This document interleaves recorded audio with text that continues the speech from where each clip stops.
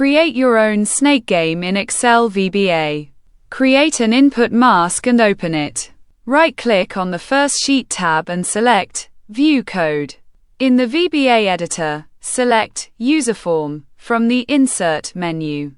It will be created automatically.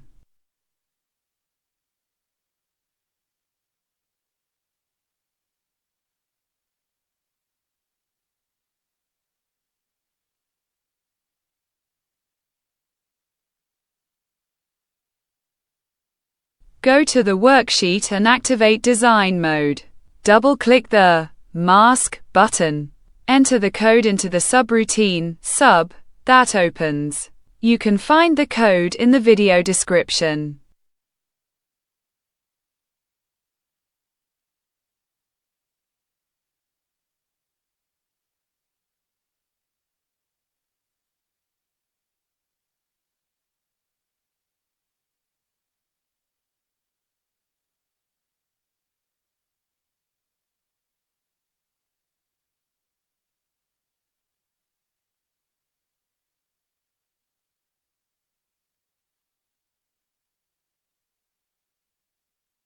Switch to the worksheet and turn off design mode.